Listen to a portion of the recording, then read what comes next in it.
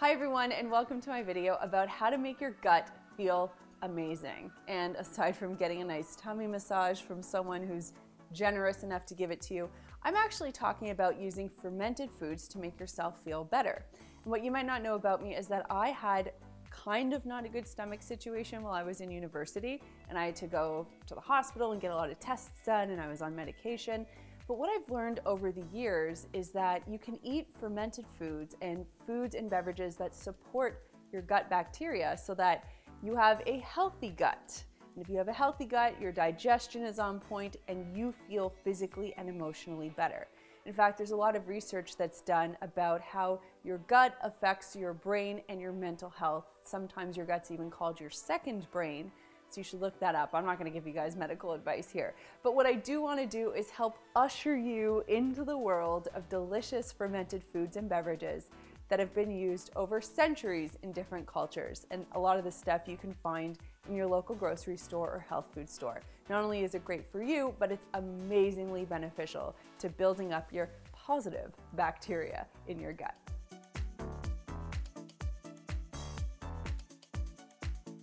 If you haven't done so already or you're new to this channel, remember to subscribe to it. And if you find this video helpful or you like learning about healthy foods, give this video a thumbs up.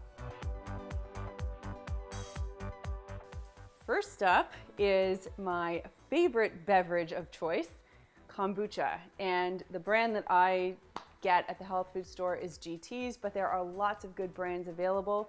You always want to make sure that when you get kombucha, you're getting kombucha itself, not kombucha flavored tea, and I'll get into that in a sec. And a great way to know is if you can see some cloudy stuff at the bottom of the bottle. You want to know what that is? It's actually the fermented mother or the mushroom that's kind of helped create the fermentation process. It's called SCOBY. The process is kind of gross, but don't get grossed out. It's not like you're drinking a mushroom. You kind of just give it a couple of little shakes. You let everything settle down, and then you drink it and it all sort of mixes in. So this doesn't taste like mushroom. You're not going to bite into a mushroom, but the bacterial culture is actually created by this SCOBY, this mushroom. I'm going to read the ingredients to you in this particular kombucha just so you have an understanding of what's in it. It's got water, kombucha culture, which is that mother or the SCOBY, the mushroom I was telling you about. It's got tea, blueberry juice, ginger juice, and of course this comes with 100% pure love, which is why I buy it because it tastes so good. And kombucha is essentially a fermented black tea, of course, and it's fermented, or green tea, and it's fermented by this SCOBY. And you can get all kinds of different flavors, again, depending on what brand you get. They have ginger, they have berries, strawberry, mango, papaya. There are so many amazing flavors that are offered. It's a delicious sparkling drink. It's low in calories, and you should totally give it a try. If you're able to drink dairy and you're a fan of milk and yogurt and delicious fruity stuff, you might want to consider giving kefir or kefir a try, depending on how you pronounce it.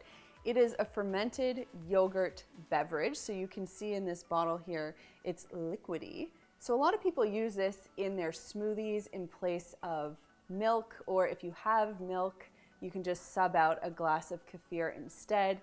A lot of people love it. Guys, you probably don't know this about me. Milk, ugh, I can't even think about milk. I'm also a bit lactose intolerant, so this and I would not happen. This happens to be Chad's, but it is chock full of good, positive, healthy bacteria. This particular one has 2 billion bacteria per serving, and it's full of 10 cultures. For me, when I have mixed it into a smoothie before, just because I did want the extra bacteria, it made me super bloated, so I am not friends with kefir, but I try to make Chad drink it because I know it's good for him, and he's really not into this other stuff, so I gotta get it into him somehow. Anyway, a lot of people really love it. It's very, very popular in Europe, and it's been picking up steam over here in North America. So if you guys love dairy, you should definitely give kefir a try. I'm sure you will absolutely love it. Now I want to talk to you about miso, which is yet another one of my favorite fermented foods. As you can see, I'm just a fan in general. And this miso comes in a container. It's a thick paste, as you can see. I get this in the refrigerated section of my health food store. And this is the stuff that you have before you have sushi or a bento box at a Japanese restaurant. It's that little bowl of soup, usually with the tofu chunks mixed in. Now this is just the actual paste, so you can mix it up in a salad dressing, you can create a broth out of it and add a little bit of seaweed or mushrooms, green onions, tofu, whatever it is that you like. Or if you're like me, you can just straight up drink it. Now, the important thing to know about miso is that you don't want to use boiling hot water when you're making it up, because if you do, you're actually going to kill all of the live bacteria in there. So boil up water, open up your kettle, let it cool off for a little bit, then mix it in. So that way you get all of the benefits of the probiotics and the vitamins that are going on in this miso. Now, this stuff is made out of filtered water, organic whole soybeans, cultured rice, and sea salt. So it's the same process of fermentation. It just creates this delicious little paste. I use about a teaspoon and I add it to about 20 ounces of water. Honestly, guys, I just drink it as an afternoon kind of pick-me-up. I have it in place of coffee. It's warm, it's savory. Oh my gosh, you can do so much with miso. I totally recommend you try some. Next up, you've got fermented cabbage products like sauerkraut or kimchi. And I don't happen to have kimchi on hand, although I really wish I did, because gosh, it's one of my all-time favorite fermented foods. Well, frankly, they're all kind of my favorites, but kimchi really does get an extra gold star. You know why? Because it's a little spicy, but I'll get into that in a sec. So the idea with creating fermented cabbage foods, whether it's sauerkraut, which is sort of European-based, or kimchi, which is Korean-based, is you cut up the cabbage, you add any ingredients to it. So for kimchi, for example, you would add radish, garlic, ginger, sometimes I even put apple into mine, or carrots to sweeten it up a little bit, guangxu pepper, sea salt.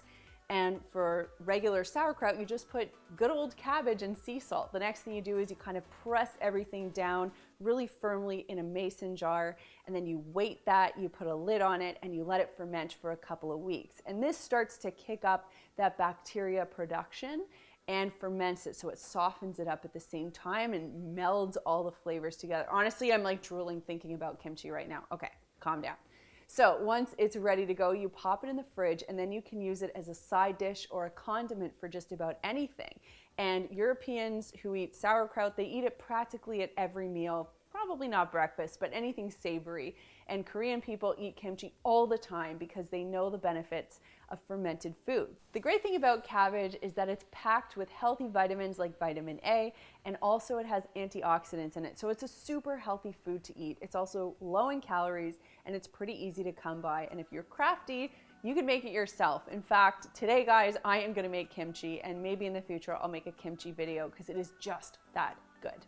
Now, if some of this stuff is freaking you out and you want to get started with healthy bacteria, but you don't want to go here right away, you can start with sourdough bread.